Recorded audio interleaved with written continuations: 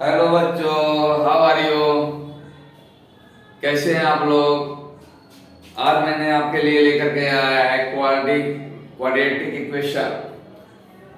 इसके पहले के पार्ट में मैंने आपको बताया था पॉलिनोमियल के बारे में, पॉलिनोमियल्स के टाइप्स, फिर कितने टाइप्स के पॉलिनोमियल्स होते हैं। उसी में मैंने आपको क्वाड्रेटिक इक्वेशन बताया था। उस क्वाड्रेटिक इक्वेशन के बारे में आज हम उसके बारे में उसके रूट्स की वैल्यू फाइंड करेंगे। इसका डेरिवेशन मैं आपको दूंगा और उसको बहुत केयरफुली आपको इसको समझना है। तो चलो हम बिना टाइम वेस्ट करते हुए क्वाड्रेटिक इक्वेशन के रूट्स को हम फाइंड करेंगे। अगर कोई quadratic equation ax square plus b x plus c is equal to 0 है, तो x की वो कौन सी वैल्यूज होंगी जिसपे ये इक्वेशन की वैल्यू 0 होगी, वही इसका रूट्स कहलाता है। जाहिर सी बात है, पिछले लेक्चर्स में मैंने बताया था कि पॉलिनोमियल्स में वेरिएबल के जितने रूट्स होते हैं उतने ही उसके जीरोस होते हैं, और किसी भी पॉलिनोमियल में उसका जो हाईएस्ट रूट्स होता है उसी से हम उसको डिनोट करते हैं। अगर किसी पॉलिनोमियल्स में जीरो उसके जीरो इसके एक्सपोनेंट्स हैं, तो उसको हम कांस्टेंट पॉलिनोमियल बोलते हैं। लीनियर पॉलिनोमियल की डिग्री 1 होती है, क्वाड्रेटिक पॉलिनोमियल की जो डिग्री होती है वो 2 होती है। इसी तरह से क्यूबिक पॉलिनोमियल मैंने बताया था और जीरो पॉलिनोमियल भी बताया था। जीरो पॉलिनोमियल्स की डिग्री जो होती है अनडिफाइंड होती है। आप सब लोगों को वो चीज पता होगा। अब हम क्वाड्रेटिक इक्वेशन की बात करेंगे। एक क्वाड्रेटिक पॉलिनोमियल से क्वाड्रेटिक इक्वेशन बना है जब कोई पॉलिनोमियल किसी कांस्टेंट के बराबर होता है तो इक्वेशन कहलाता है बेटा। अब हमें ये पढ़ना है बेटा कि कोई क्वाड्रेटिक इक्वेशन के शर्त क्या होते हैं, इसके टर्म्स एंड कंडीशन कैसे क्या होते हैं कि जो इस फॉर्म में इक्वेशंस लिखे हैं वो क्वाड्रेटिक इक्वेशन होंगे। तो चलो हम पहले समझते हैं बेटा कि कोफिशिएंट क्या होते हैं। किसी वेरिएबल के साथ में जो नंबर्स होते हैं, जो कांस्टेंट होते हैं, वह उस वेरिएबल के कोफिशिएंट कहलाते हैं। जैसे x का कोफिशिएंट हम b बोलेंगे, x स्क्वायर का कोफिशिएंट हम a बोलेंगे। C में कोई वेरिएबल्स नहीं है तो ये कांस्टेंट कहलाएगा। अब किसी इक्वेशन के क्वाड्रेटिक होने के शर्त, अगर कोई क्वाड्रेटिक इक्वेशन है, क्वाड्रेटिक पॉलिनोमियल है, तो उसके शर्त होते हैं कि a कभी 0 ना हो, a इक्वल टू नॉट 0। अगर कोई क्वाड्रेटिक इक्वेशन है तो इसमें a कभी 0 नहीं होगा, a की कुछ वैल्यू होगी, 1 2 3 4 5 6 कोई भी वैल्यू हो सकती है, कोई भी नेचुरल नंबर कुछ भी वैल्यू हो सकती है। और इसमें दूसरी शर्त है कि a b c क्या होंगे, will be real number, real number.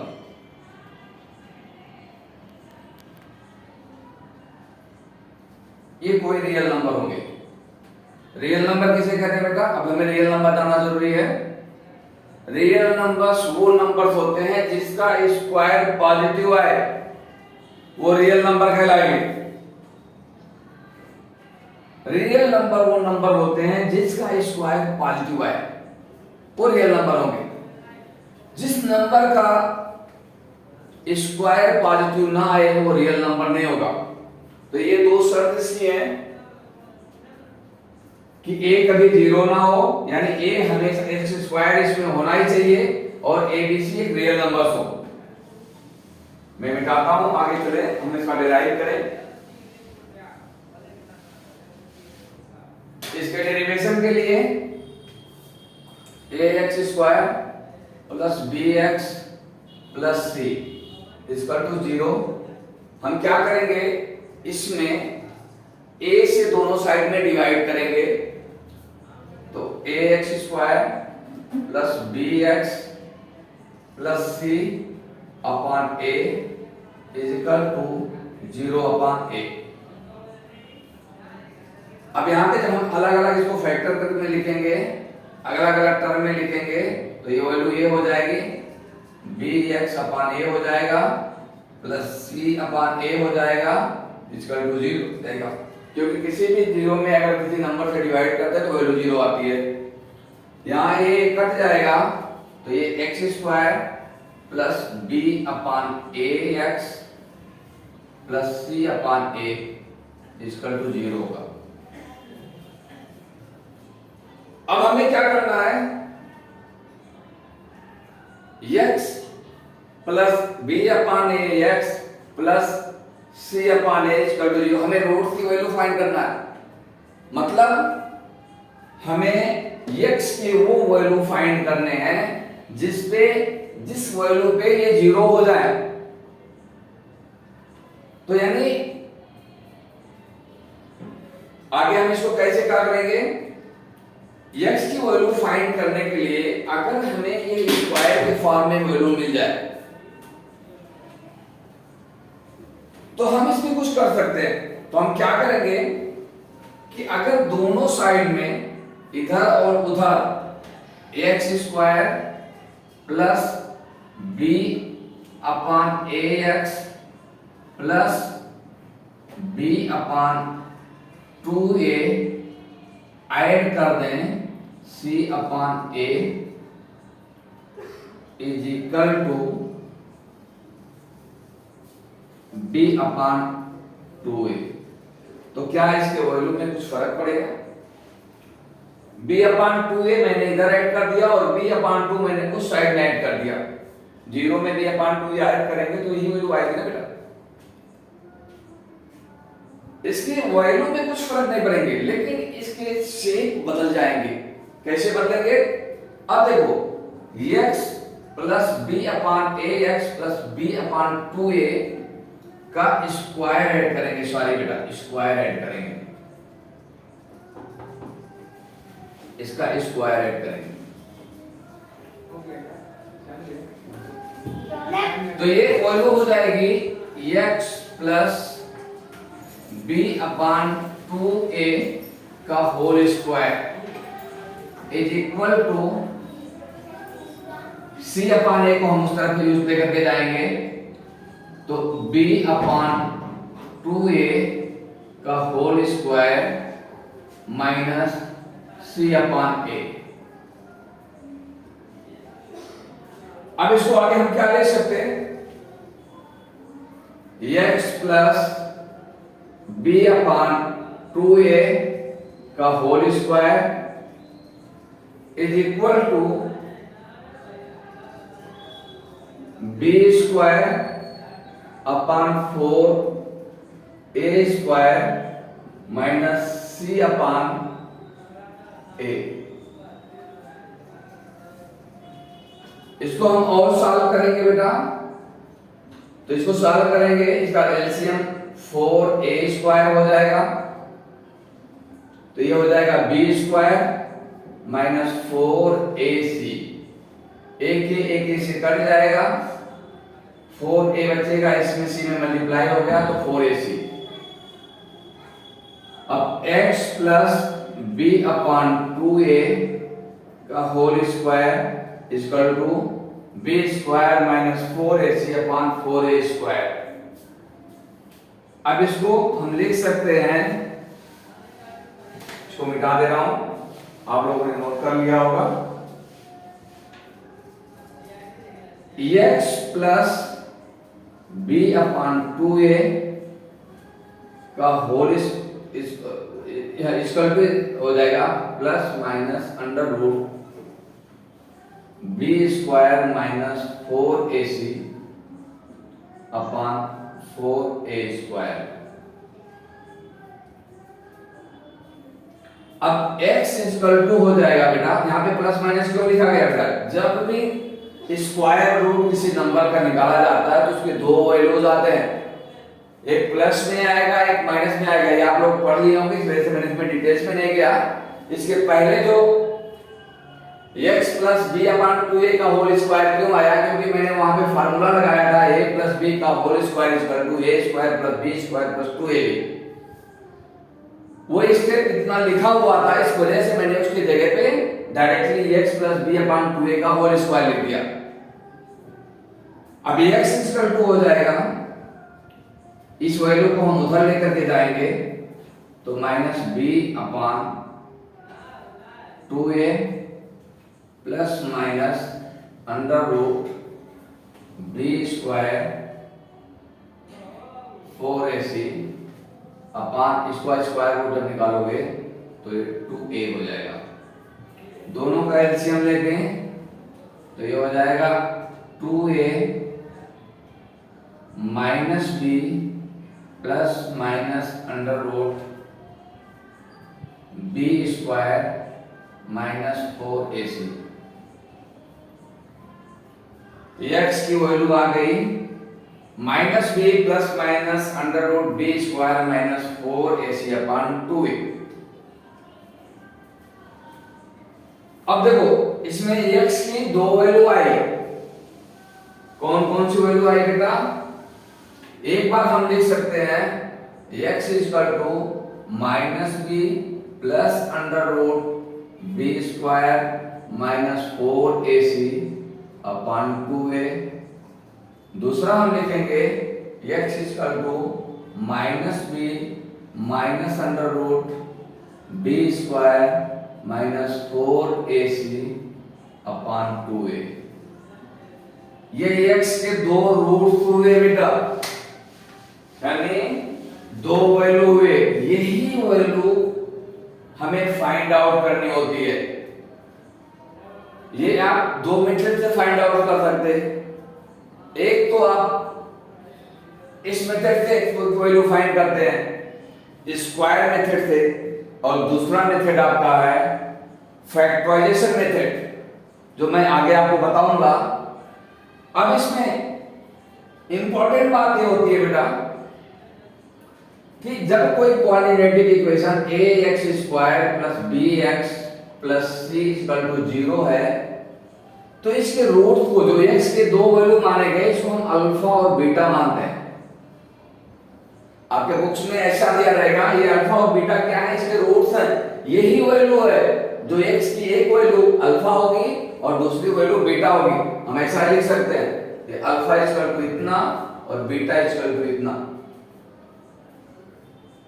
अब इसमें आता है कभी कभी क्वेश्चन, इसका फॉर्मुलेशन भी आपके बुक में है कि इनके रूट का सम क्या होता है और इसके रूट्स का मल्टीप्लिकेशन क्या होता है, प्रोडक्ट क्या होता है। प्रोडक्ट का मतलब मल्टीप्लिकेशन, सम का मतलब भी मल्टीप्लिकेशन होता है। तो बच्चे अब देखते हैं, ऑलरेडी आपके बुक में दिया है कि alpha plus beta equal to minus b upon a होता है और alpha into beta equal to c upon a होता है। ये फार्मूला भी दिया है, अल्फा की value minus b plus under root. लेकिन ये कैसे आया वो मैंने आपको उसको डेरिवेशन करके दिया है, दैट इज वेरी इंपॉर्टेंट। अगर आपको डेरिवेशन समझ में आया होगा तो आपको क्वेश्चन करने में कोई तकलीफ नहीं होगी और ये आगे तक आपको बहुत काम आएगा। तो चलो हम देखते हैं अल्फा प्लस बीटा की वैल्यू क्या होगी। अगर इस ax square plus bx plus c के दो रूट्स अल्फा और बीटा हैं तो अल्फा और बीटा की वैल्यू क्या होगी? दोनों रूट्स हमें मिल गए तो हम अल्फा प्लस बीटा एक बार निकालेंगे। Alpha plus beta equal to हो जाएगा minus b plus under root b square minus 4ac upon 2a plus minus b minus under root b square minus 4ac upon 2a। Addition है, मैं मिटाता हूं बेटा इधर का।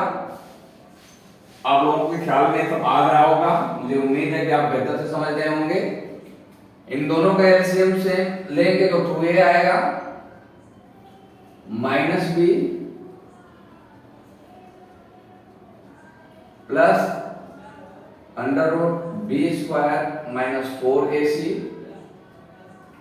प्लस का साइन प्लस माइनस माइनस हो जाएगा minus b minus under root b square minus 4ac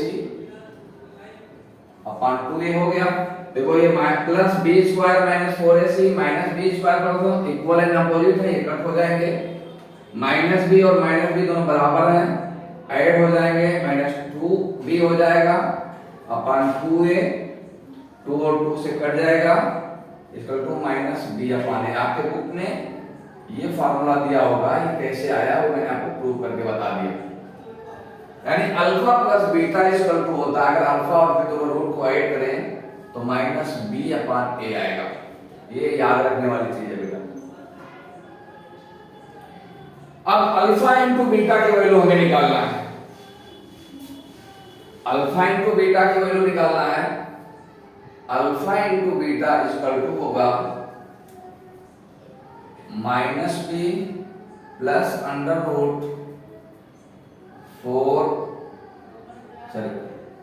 b square minus 4ac upon 2a into minus b minus b square minus 4ac upon 2a। अब देखो इसको एक ब्रैकेट में लिख लो और इसको एक ब्रैकेट में लिख लो, ये बेस्ट होगा। यहां पे माइनस b को आप a मान लो और b स्क्वायर माइनस 4ac को b मान लोगे तो इजी हो जाएगा, क्योंकि थोड़ा कॉम्प्लिकेटेड हो जाएगा इस तरह से। यहां पे मान लेते हैं हम कि minus b equal to capital A और under root 4b square minus 4ac equal to capital B। तो हम इसमें क्या लिख सकते हैं बेटा, a plus b upon 2a और यहां पे हम लिखेंगे दूसरे ब्रैकेट में a minus b upon 2a। और जब हम इसको मल्टीप्लाई करेंगे तो a प्लस b दूसरे ब्रैकेट में a minus b upon 2a। हमें मालूम है कि a प्लस b और a माइनस b का अगर मल्टीप्लिकेशन होता है तो इसकी वैल्यू क्या आती है बेटा, a square minus b square upon 2a। Formula कौन सा लगा, a square minus b square equal to एक ब्रैकेट में a प्लस b और दूसरे ब्रैकेट में a माइनस b। ये आप लोगों को पता होना चाहिए। जितने भी अलजेब्रा के फार्मूला है उस फार्मूले को आपको मेमोराइज कर लेना है और उसको समझ करके मेमोराइज करने हैं। इसके जगह पे हम इसने ये लिख दिया। अब क्या होगा, इसको हम मिटाते हैं। हमें a और b की वैल्यू मालूम है। अब alpha into beta equal to होगा, a की वैल्यू हमारी क्या है, माइनस b का स्क्वायर, b की वैल्यू हमारी क्या है, under root b square minus 4ac का होल स्क्वायर, सर ये माइनस में अपॉन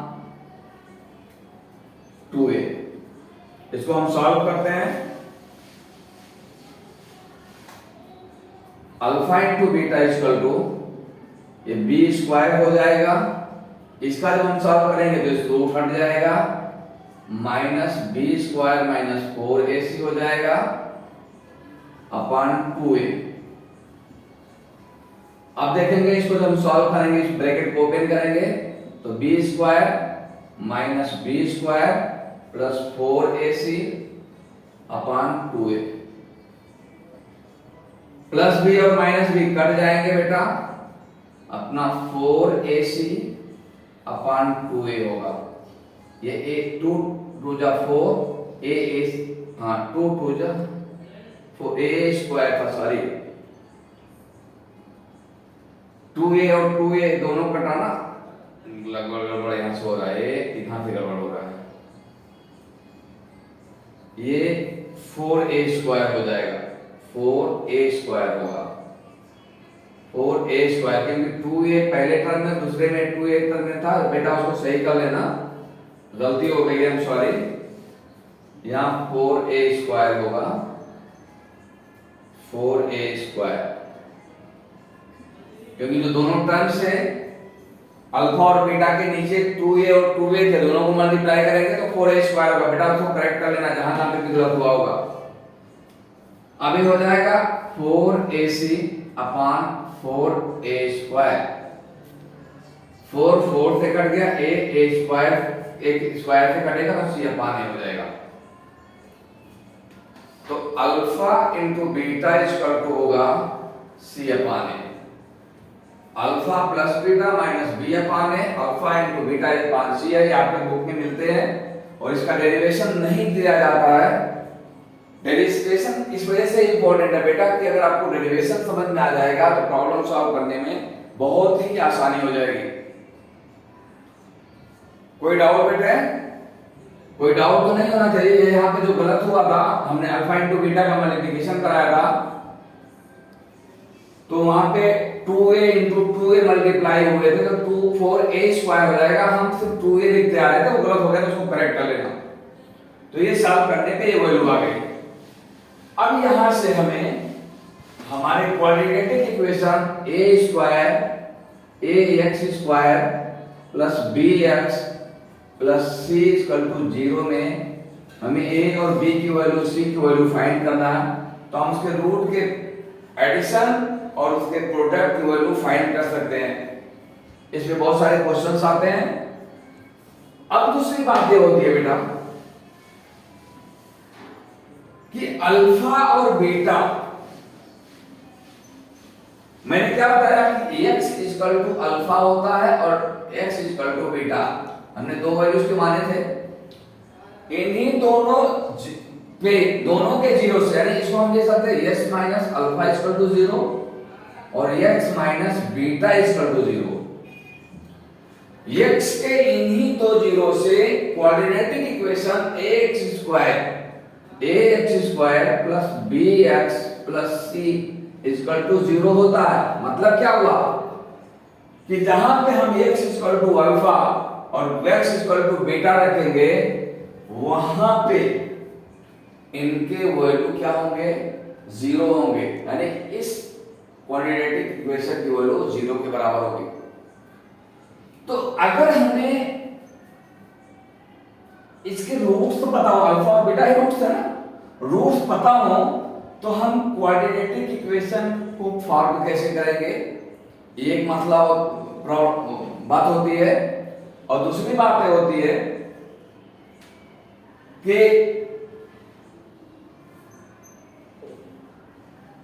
x अल्फा और बीटा की जो वैल्यू है कैसे हम चेक करेंगे कि यह x के अल्फा और बीटा के उस वैल्यू के लिए क्या यह वैल्यू किसी क्वाड्रेटिक इक्वेशन की है या नहीं है। क्योंकि क्वाड्रेटिक इक्वेशन के लिए हमने शर्त क्या बताया है कि a की वैल्यू कभी 0 ना हो। दूसरी शर्त है कि a b c कोई एक रियल नंबर होने चाहिए। तो इसको लिए सबसे ज्यादा इंपॉर्टेंट है बेटा, मैं आपको थोड़ा पीछे जाकर के फिर यहां पे आगे आऊंगा कि जो हमें x अल्फा और बीटा की वैल्यू मिली है minus b plus under root b square minus 4ac upon 2a मिला है। बीटा की वैल्यू हमें मिली है minus b minus under root b square minus 4ac upon 2a। इन दोनों की वैल्यू कोई रियल नंबर होना चाहिए। और ये पॉसिबल तब है बेटा जब बी स्क्वायर माइनस 4ac किसका हो, कोई रियल नंबर हो, ये 0 के बराबर हो। इस बी स्क्वायर माइनस 4ac को डिस्क्रिमिनेंट बोला जाता है। 4ac को क्या बोलते हैं, डिस्क्रिमिनेंट, क्रिमिनेंट। इसकी वैल्यू क्या होनी चाहिए, कोई रियल नंबर होना चाहिए। रियल नंबर कब होगा बेटा, जब b square minus 4ac equal to 0 के हो, यानी ये वैल्यू अंडर रूट के अंदर में कभी निगेटिव ना हो, यानी ये वैल्यू 0 से बड़ी हो, 0 से कम ना हो। ऑलवेज ये वैल्यू कितना होना चाहिए, 0 हो या 0 से ज्यादा हो। 0 भी हो सकता है या 0 से बड़ा हो सकता है। अगर ये वैल्यू 0 से छोटा है, यानी b square minus 4ac less than 0 है, का मतलब अंडर रूट के अंदर में वैल्यू नेगेटिव आएगी, और नेगेटिव वैल्यू का अगर हम स्क्वायर करें इसका तो कोई नेगेटिव ही नंबर आएगा। मैंने आपको पहले बताया कि वो नेगेटिव नहीं होना, वो ऑलवेज पॉजिटिव होना चाहिए। क्या होना चाहिए, पॉजिटिव होना चाहिए। तो वैल्यू जब पॉजिटिव होगी तो मतलब वो कोई रियल नंबर होगा। रियल नंबर की डेफिनेशन जैसे मैंने बताया कि उस नंबर का आप स्क्वायर करें और वैल्यू पॉजिटिव आए। तो ये इतना आपके लिए बहुत ही इंपॉर्टेंट है। इसमें मैं आपको एक चीज और बताना चाहूंगा,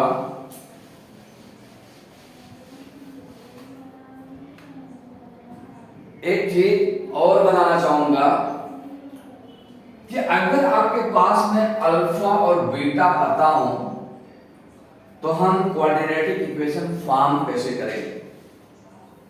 हमें मालूम है quadratic equation ax square plus bx plus c is equal to k ax minus alpha और x माइनस बीटा, यही फैक्टर्स होते हैं इसके। ये इसके बाद k क्या है, कांस्टेंट है। ये वैल्यू k की 1 2 3 4 5 कोई कांस्टेंट वैल्यू हो सकती है बेटा। इसके लिए अगर हमें फॉर्म करने हो तो हम इसकी वैल्यू कैसे फाइंड करेंगे, इसको हम मल्टीप्लाई करेंगे तो k इक्वल टू ब्रैकेट में होगा x square minus beta x minus alpha x plus alpha beta.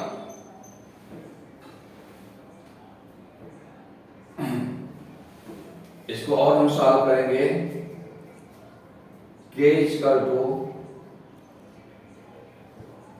x square minus alpha beta में से यहाँ x हम कॉमन ले लेंगे तो अल्फा प्लस बीटा हो जाएगा, और यहाँ पे प्लस अल्फा बीटा।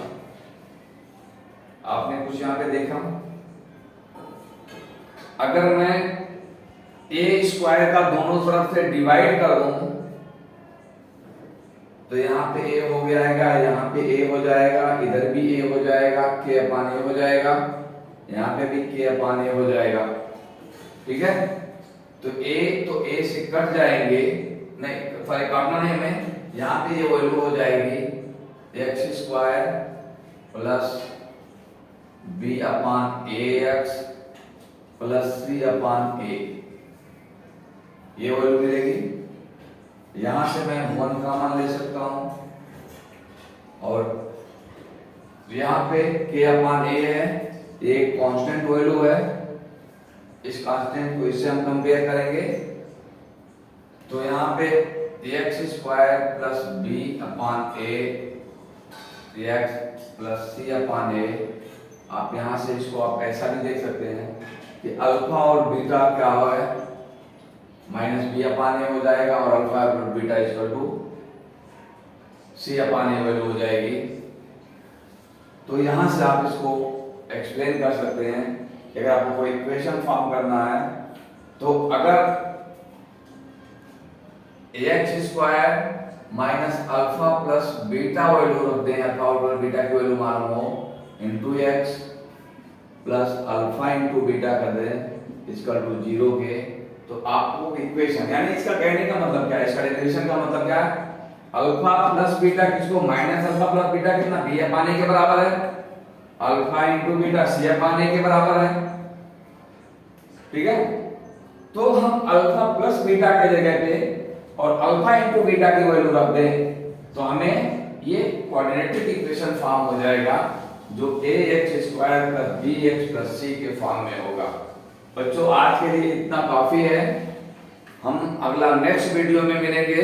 अगर किसी को इसमें समझ में ना आया होगा तो वो हमसे मैसेज कर सकता है, मेल कर सकता है और सब्सक्राइब कर सके, सब्सक्राइब करे और मेल करे, सब्सक्राइब करे। Good night.